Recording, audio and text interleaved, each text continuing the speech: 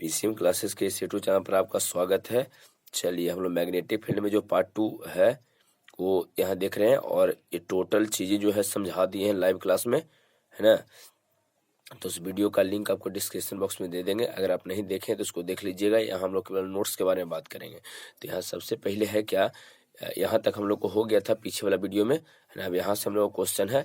तो क्वेश्चन ये है कि यदि कोई, है ना, यहाँ पर क्वेश्चन जो है आपको दिया गया है कि यदि कोई आवेश जो है चुंबकीय क्षेत्र के लंबवत, है ना, चुंबकीय क्षेत्र के लंबवत गति करे तो वृत्ताकार पथ पर गति करेगा, और इस स्थिति में उसकी आवृत्ति के लिए व्यंजक आपको प्राप्त करनी है। तो सबसे पहले यहाँ देखिए, एक आवेश लिए जो वृत्ताकार पथ पर गति कर रहा है। अब यहाँ वृत्ताकार पथ पर गति कर रहा है तो बाहर की ओर कितना लगेगा बल, तो mv²/r। अंदर की ओर क्यू भी आपको पता है, सब आपको लाइव क्लास में समझा दिए हैं। और यहाँ देखिए बाहर की ओर mv²/r, अंदर की ओर क्यू भी है।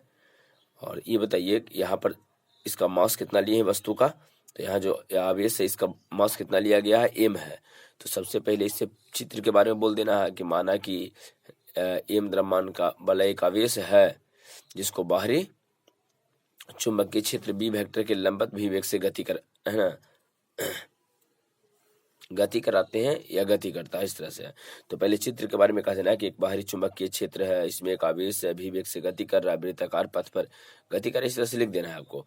अगर ये हो जाते इसके बाद यहाँ पर बताइए बाहर की ओर लगने वाला फोर्स और अंदर की ओर लगने वाला फोर्स बराबर क्यू भी बराबर mv²/r। एक भी से एक भी खत्म हो जाएगा, यहाँ से क्यू बी यहाँ बचेगा कुछ आपका सर, क्यू बी इधर बचेगा, mv/r बचेगा। लेकिन जब r निकालिएगा तो r को इधर कर दो, क्यू बी को नीचे, तो यहाँ पर mv/q आपका आ जाएगा। यहाँ r जो है वृत्ताकार पथ की त्रिज्या हो जाएगा। अच्छा चलिए, आपको आवृत्ति चाहिए, अगर त्रिज्या कहता तो यहीं तक आपको रुक जाना है, लेकिन आपको आवृत्ति कहा गया तो हम लोग जानते हैं v बराबर कितना, r ओमेगा। तो ये बताइए v के स्थान पे r ओमेगा, इसमें जहां जहां भी है r ओमेगा रखेंगे, तो r के r बराबर mv/q है।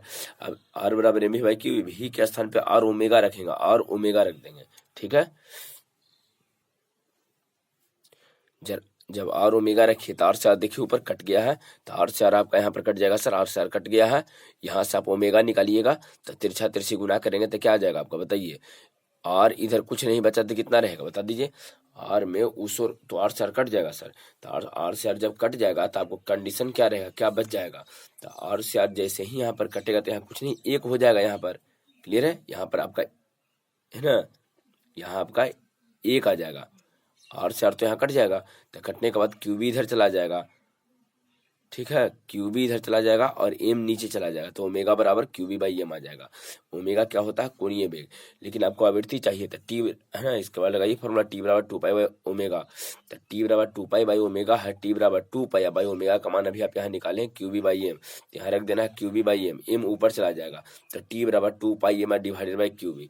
टी आवर्तकाल है और आवर्तकाल के व्युत्क्रम को ही आवृत्ति बोले थे। तो यहाँ देखिए आवर्तकाल के व्युत्क्रम जो है, तो आवर्तकाल के व्युत्क्रम जो होता है सर, मतलब F equal to O1/T, T के स्थान पे 2πm/QB है, QB ऊपर आपका जाएगा और 2πm नीचे, तो F equal to QB/2πm, F आपका आवृत्ति हो गया। तो ये टोटल चीजें आपको, है ना, लाइव क्लास में डिटेल में समझा दिए हैं, है ना, बोर्ड पे पढ़ा दिए हैं, तो उसको आप देख लीजिएगा पहले, इसके बाद ये आपको आसान हो जाएगा। यहाँ देखिए सर क्या है, ये भी आपको एक मोस्ट इंपोर्टेंट क्वेश्चन है। इसके बाद हम लोग साइक्लोट्रॉन देख लेंगे।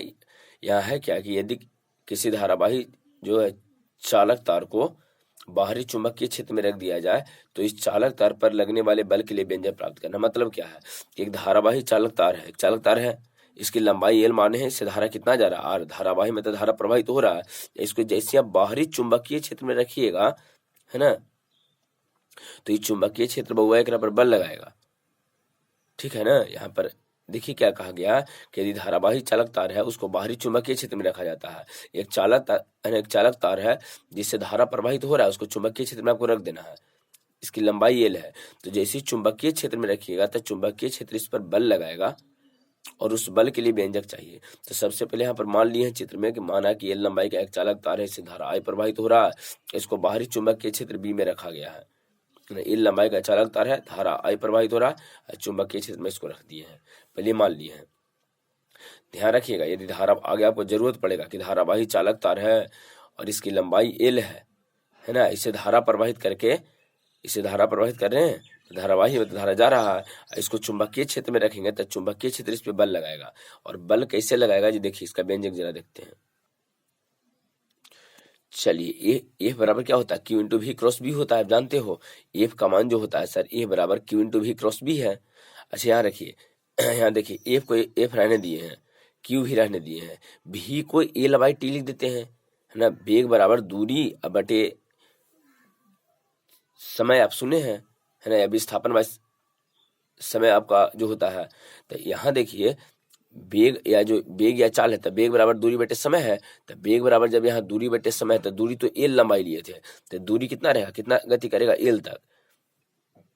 टाइम कितना आपका है सर, टी।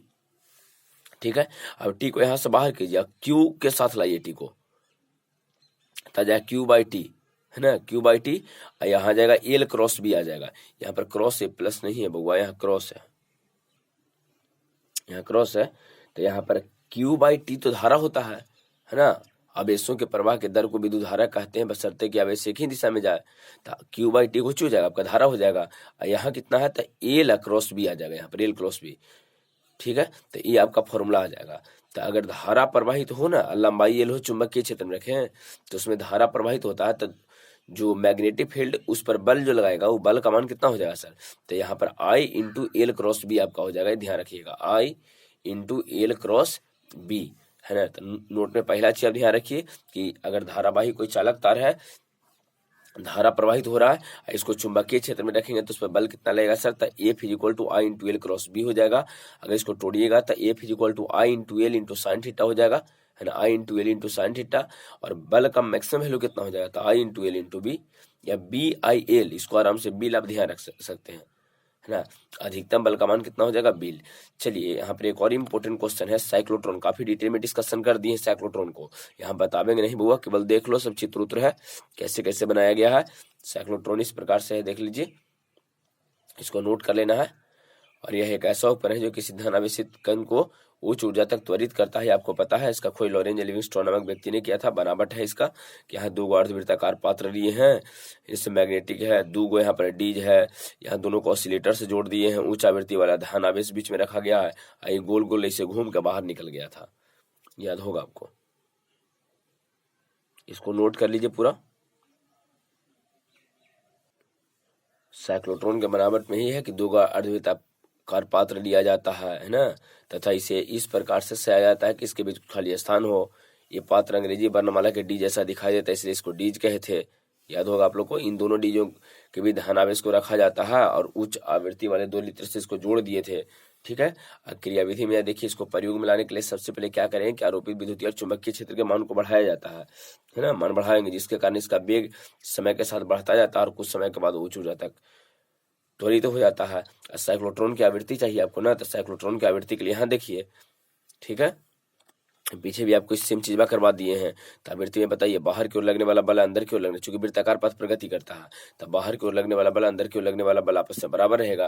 तो क्यू भी बी बराबर एम भी स्क्वायर बटे आर हो जाएगा, भी से भी कैंसिल हो जाएगा, आर का यहाँ से मान निकल जाएगा एम भी बाई क्यू भी। और हम लोग क्या जानते हैं, भी बराबर आर ओमेगा जानते हैं, रख देंगे पीछे, तो इसको किए हो, है ना। तो आर है, तो आर कार रह दिए, ए में भी के स्थान पे आर ओमेगा, आर चार कैंसिल हो जाएगा, ओमेगा यहाँ से निकल जाएगा। तो ओमेगा का मान कितना आ जाएगा आपका, क्यू बी बटी एम भी, है ना, एम आ जाएगा। यहाँ से ओमेगा अगर निकालिएगा तो क्यू बी इधर जाएगा, एम नीचे चला जाएगा। टी बराबर 2 पाई बाई ओमेगा से टी निकाल लीजिए,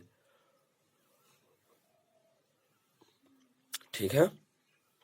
इसे पीछे भी करवा दिए हैं और वीडियो ही डिटेल डिस्कशन किए हैं। तो यहाँ से टी निकल जाएगा, और जब टी आपका निकल जाएगा तो उसके बाद ओमेगा आप निकाल लीजिए, फ्रीक्वेंसी आवृत्ति आपको निकाल लेना, एफ बराबर 1/t होता है। टोटल पे नोट कर लीजिए इसको। चलिए आवृत्ति यहाँ पर हो जाएगा आपका, यहाँ कोई दिक्कत नहीं है।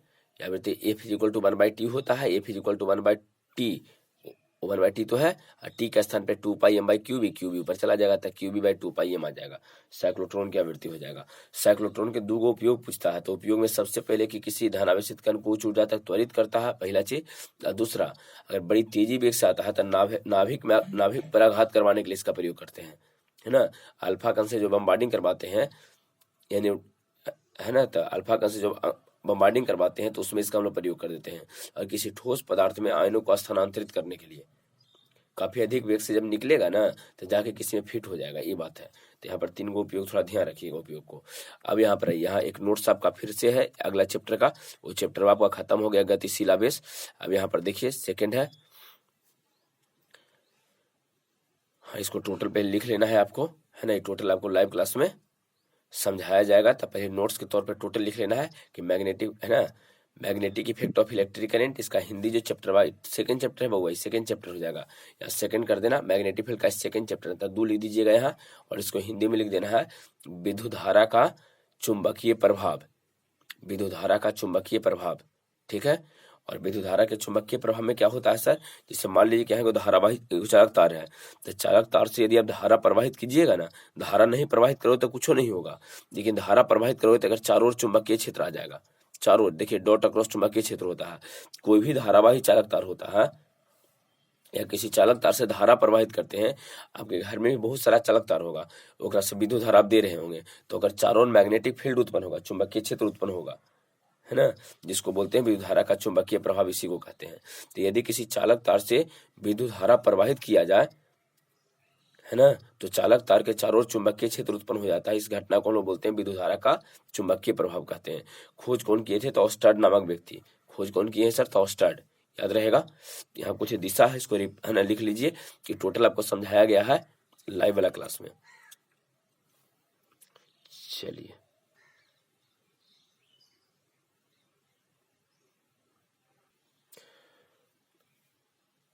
चलिए अगला क्वेश्चन मोस्ट इंपोर्टेंट है, इसको लिख लीजिएगा, है ना।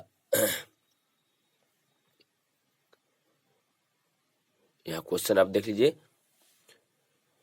यहाँ लिखा गया कि धारा के चुंबकीय प्रभाव संबंधी, या विद्युत धारा लिखा गया है इसे टोटल, तो धारा के चुंबकीय प्रभाव संबंधी बायो-सावर्त, है ना, के नियम को लिखें। ये मोस्ट इंपोर्टेंट आपका क्वेश्चन है सर, ये बार बार रिपीट करता है क्वेश्चन, कई बार आपको एग्जाम में आया भी है ना। विद्युत धारा के चुंबकीय प्रभाव संबंधी बायो-सावर्त के नियम को लिखें, या यही क्वेश्चन आपको देता है कि विद्युत धारा के चुंबकीय प्रभाव संबंधी बायो-सावर्त और लेप्लास के नियम को लिखें, ऐसा है।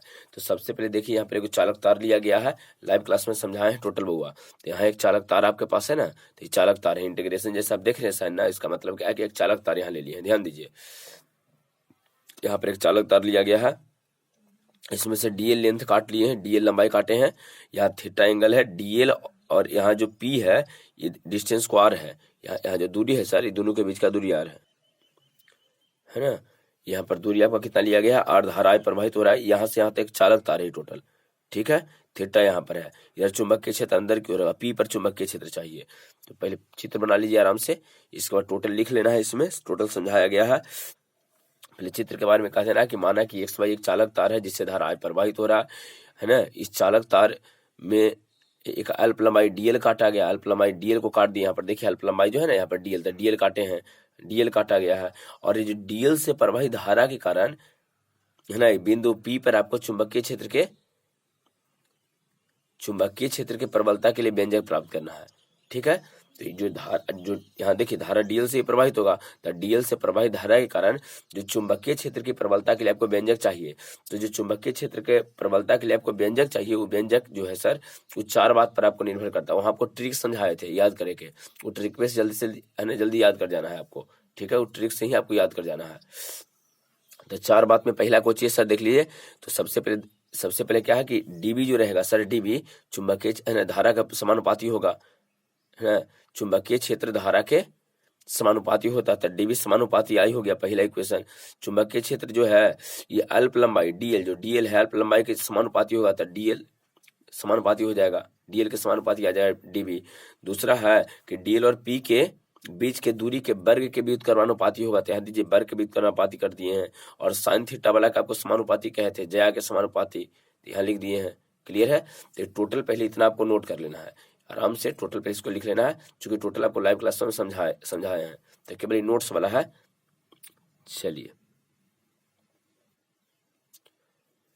जब टोटल समीकरण को मिलावेंगे तो फर्स्ट सेकंड थर्ड फोर को, तो क्या आ जाएगा, डीबी समानुपाती ideal sine theta by r square.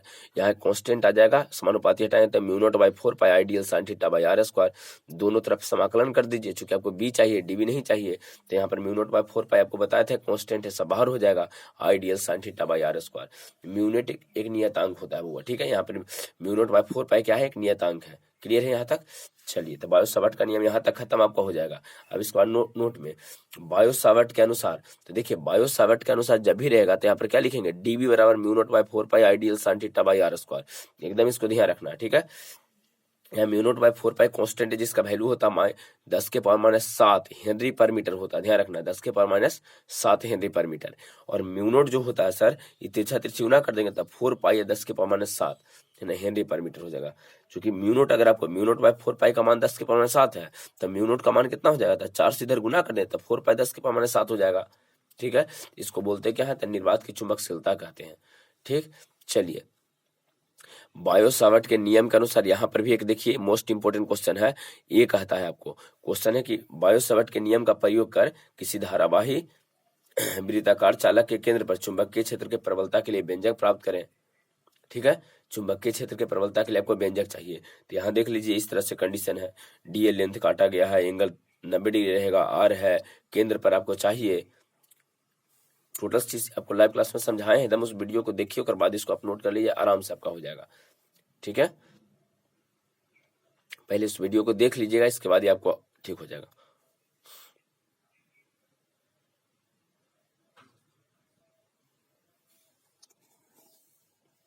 सबसे पहले चित्र के बारे में कहा गया है कि माना कि आर त्रिज्या का एक वृत्ताकार चालक है, जिससे धारा आई प्रवाहित हो रहा है, और इसे प्रवाहित जो हो रहा है धारा, उसके कारण इसके केंद्र पर हम लोग को चुंबकीय क्षेत्र के प्रबलता के लिए व्यंजक चाहिए सर, ठीक है। तो बायो सावर्ट के नियम के अनुसार, बायो सावर्ट के नियम में क्या जानते हैं, तो यहाँ पर क्या जानते हैं सर, है ना, डीवी बराबर mu naught by 4 pi ideal sine theta by r square. पहले टोटल याद आपको कर लेना है, ठीक है।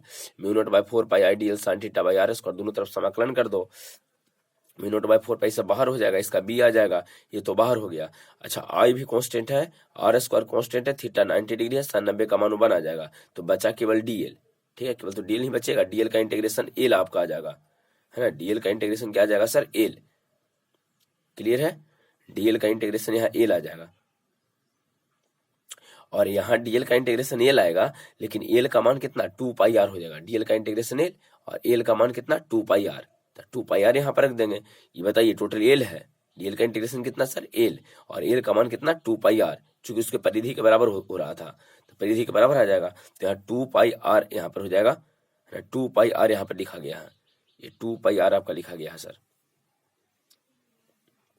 ठीक है। यहाँ पर क्या लिखा है, 2 पाई आर, तो एक आर से एक आर कट जाएगा, यहाँ बचा कितना, 2 पाई, तो 2 पाई छोड़ दिए हैं, म्यू नॉट बाई 4 पाई आई बटे आर, आई इंटू 2 पाई, ये है ना वृत्त के केंद्र पर हो गया। तो चलिए यहाँ पर देख लेते हैं, नोट में पहला वृत्त के केंद्र पर निकालिएगा, तो म्यू नॉट बाई 4 पाई आई बटे आर, आई इंटू 2 पाई।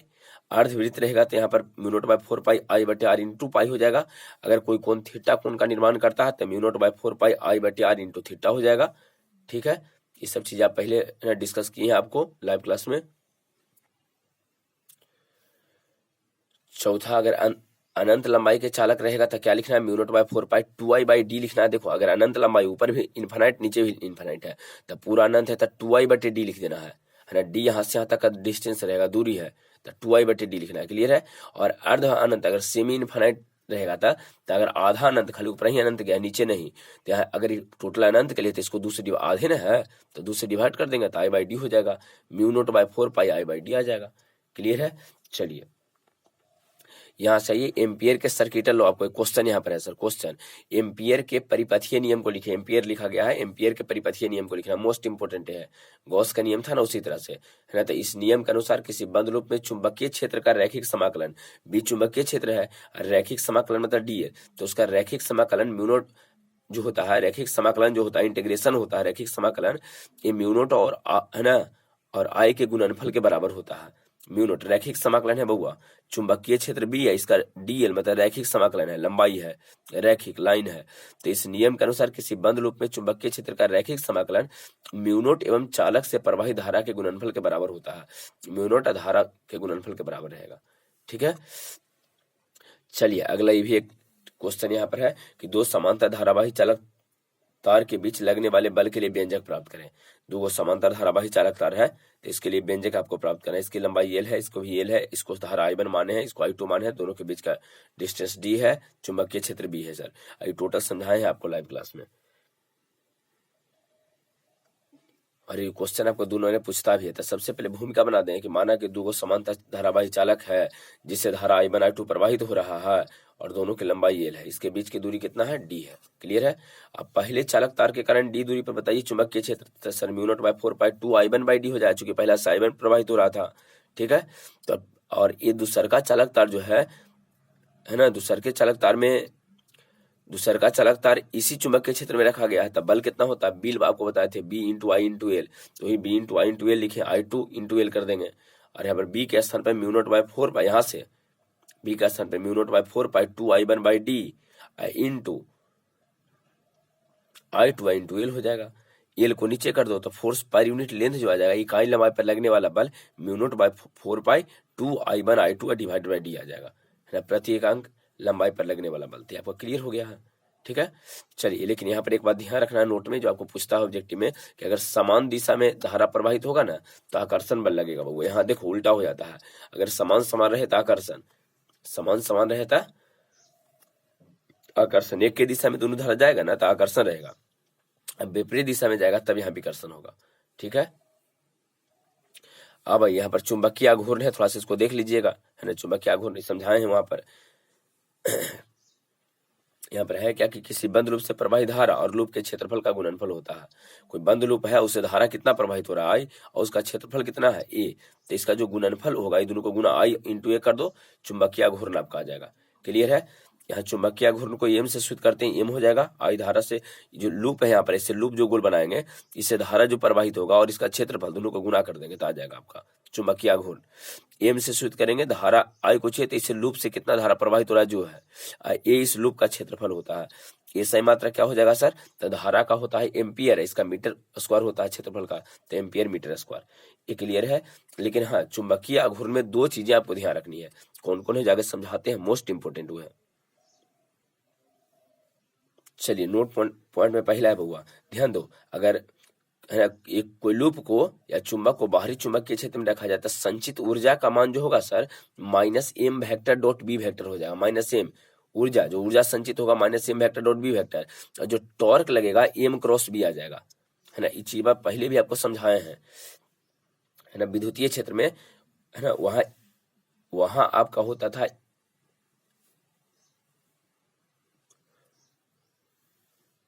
वहां जो आपका होता था P vector dot E vector होता था और P वेक्टर × E वेक्टर होता था, है ना।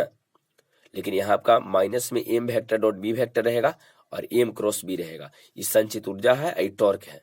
क्लियर हो गया है।